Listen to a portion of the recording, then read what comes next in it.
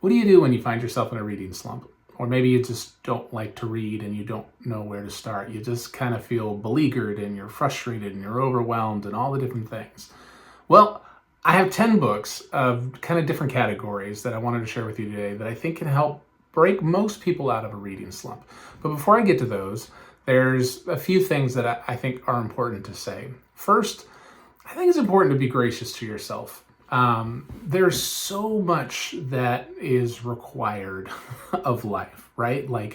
And our attention is being pulled in a lot of different directions. And I think if we're honest, social media probably lends itself to this interesting competitive nature that we feel like if we're not reading as much or as complex of a book as other people, that somehow we're failing, and we push ourselves and we get tired, and really it's just kind of, we get sick of it. So first, I just want to say, be gracious with yourself. The second thing, I think an easy thing to do if you are feeling kind of mentally blocked for reading anything is go read one of the books that you loved when you were younger. Even if it's a book when you were a kid, it doesn't matter. Maybe you were an adolescent. Maybe it's something that you know is hilarious and makes you laugh every time. Maybe it's something exciting, but just one of those books that reminds you of why you enjoyed reading in the first place. But if you need some recommendations, I do have a few. That is why I decided to start making a few YouTube videos, because I want to share with people book recommendations as much as I can, and I kind of talk about books ad nauseum at this point. So I've got a few different book recommendations for you. I'm going to put up the images kind of somewhere in this general area, and I broke them down into a couple different categories. First one is easy and engaging. These are the kinds of reads that it's not going to take a ton of mental energy for you to read these, but they are relatively engaging. They're just very simple, straightforward, different genres, but I think you probably like them. The first is Strange Pictures and Strange Houses. Now, these two books are kind of like if you went into some really weird Reddit thread and it became a book form. They're creepy, they're interesting, they read in a way that you're not necessarily expecting, and it's essentially mystery horror that unfolds as you go along. And there's always drawn pictures and stuff in there, but it's really interesting. Most people I know that have read them have really enjoyed them and are just glad that they picked them up because they are such easy and engaging reads. The next one is You Are Here by David Nicholls. This book is just charming. I have no other way to describe this book. It's basically the story of two different people who are connected because of a mutual friend, and they are walking across the center of England from coast to coast. And it's a romance, and that's not a book I would typically think that I would recommend, let alone read. I laughed out loud so much, and it feels like you are on this journey with them the whole time. I think the thing about this book that makes it so charming is the characters just feel authentic. They're not caricatures of any particular age. They just feel very grounded. They feel very real. Their reactions and responses feel very real. The humor feels real. And the natural kind of ebb and flow of attraction feels real. So You Are Here is another great one. World War Z, which might seem like a weird one, but a lot of people know the movie. They didn't read the book, and the book is very, very different. The book is an epistolary book, so it's kind of written in letters and interviews and emails and different things like that. So each chapter feels like a mini story to give you a better context of everything that happened with this zombie apocalypse. But it is very easy to read. It's very engaging. Although I will say after 2020, it hits way differently and feels just real uncomfortable at how almost prophetic it seemed like that book was, in how governments and the world deals with something on a global scale. So just be warned with that, but also really good book. And then the last one, Vera Wong's Unsolicited Advice for Murders. This book has no business being as good as it is. It is a lovely little Chinese woman who runs a tea shop in San Francisco. A body shows up in her tea shop, and the story goes from there. She thinks she's going to be able to solve the murder better than the police. There's a great, just group of characters. A lot of found family vibes. Again, just a lot of humor and heart in a way that makes you feel good and not gross in life, but it's just so easy and it's kind of slice of life reading that it's a little bit hard to put down and knock. Obviously, books are sometimes written for different types of people. I know quite a few guys as well as ladies and people of all different ages that have read this book and have just really, really enjoyed it because Vera, the main protagonist, she's just a really well-defined character. You immediately know who she is and how she is going to function within a page and a half, which is pretty impressive. But it's just another really charming but easy and engaging read. The second category I have is fast-paced and exciting. These are the books that you don't want to put down. They're page turners for a reason, and they're kind of the ones where you get to the end of the chapter and the authors are jerks and they decide to make it like a mini cliffhanger, so you want to read the next page, or you're so engrossed with the story and the characters that you just want to keep reading. So I have 4 of these as well. The first one is Worst Case Scenario by T.J. Newman. T.J. Newman used to be a flight attendant, and so this is her 3rd book. Her books all have to do with airplanes. I am a anxious flyer, so I have not read the other 2 because I thought I just don't want to be stressed out. So I read this one, and the whole idea, the plot, the inciting incident is that a plane crashes into a nuclear power plant. It is a disaster movie in a book, and the characters are well defined. It is a legitimate ticking clock situation, so you just want to keep reading. It is so engrossing. It doesn't necessarily go all the places that you think it's going to go, nor does everyone survive that you think is going to survive, which makes for good reading. But if you're anxious and you want to avoid that kind of stuff, maybe don't read that one. But it is really exciting. The next one is Dungeon Crawler Carl. I did not think I would like this book. I am a D&D loving nerd. I don't even know how to describe Dungeon Crawler Carl.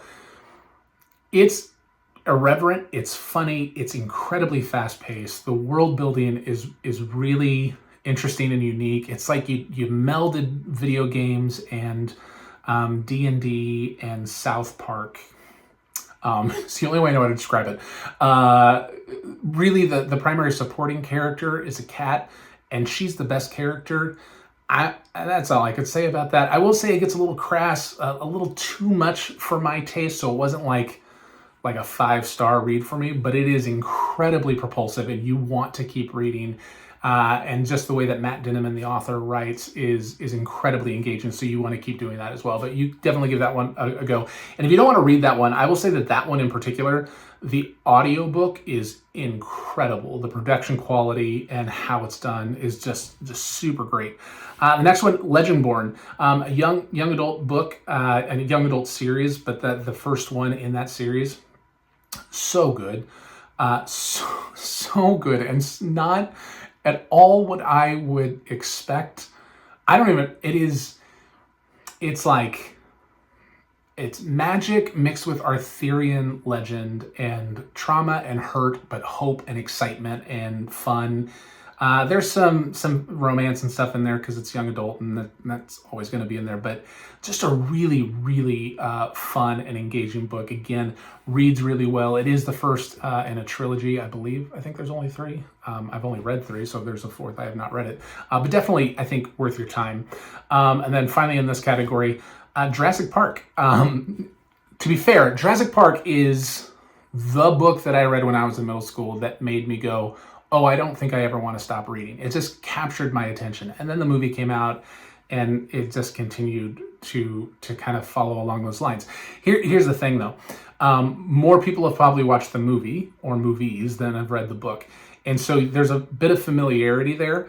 But the book is really different than the movie. There's a lot of kind of core elements and characters and names like that, but how things play out, very different. It is very exciting. It's still engaging and weirdly still relevant, particularly in how technology and technology groups really just are in it for the money, and how that really functions, and how kind of we as a society have to deal with the repercussions of that. So it still feels very kind of relevant, but it's just a good read. And so I would encourage anyone to revisit that, because who doesn't like dinosaurs? If you don't like dinosaurs, I don't know, you should like dinosaurs. My last category, I just have two options with this one, is really those short but strong books. And these two books are both under 200 pages, very quick reads, but with a lot of depth. So if you are trying to think, man, I want to read something short, but I do want it to be meaningful, or I've read so much fantasy or action or all these different things, or romance or comedy, I just need something a little bit more thoughtful and meditative that kind of helps ground me. These two books would be great that I think you can appreciate. The first one is I Who Have Never Known Men. It's a relatively new book.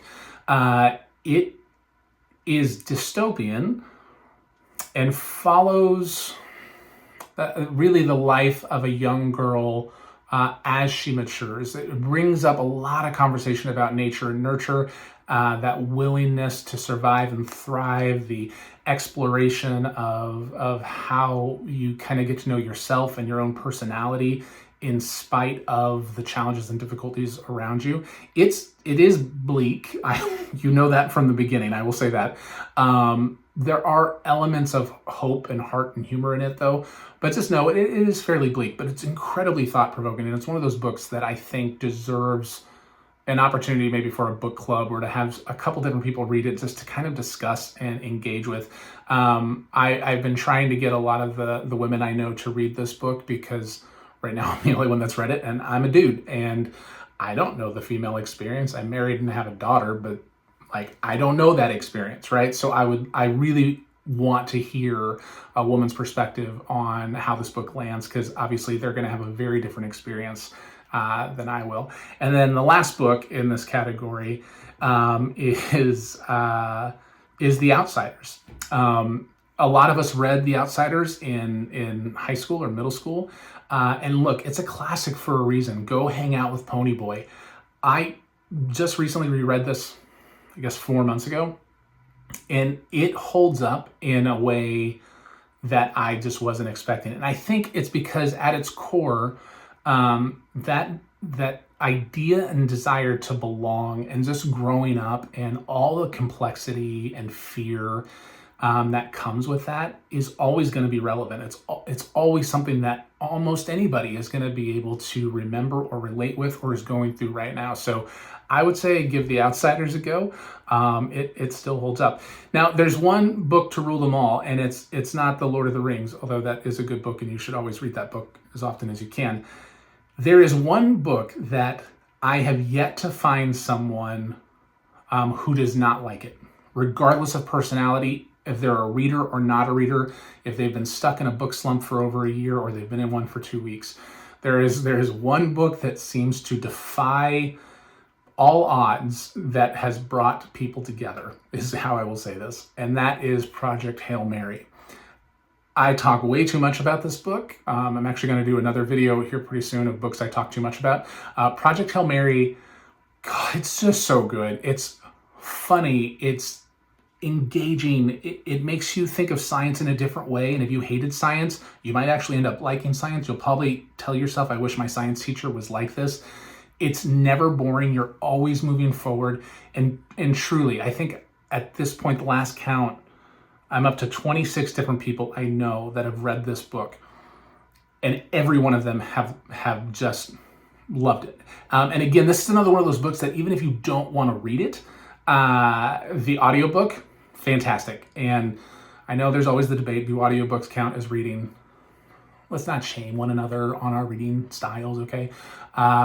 Listen to it, read it, whatever, but I really, really think that you will enjoy Project Hail Mary if you don't enjoy any of the other ones. But yeah, those are our 10 books plus a bonus one for getting out of a reading slump or just trying to rediscover maybe some of that love of reading. I'm always looking for new book recommendations. So if you have any for books that you would suggest to get out of a reading slump, let me know, because I want to build that repertoire so I could share that with as many people as possible. See ya.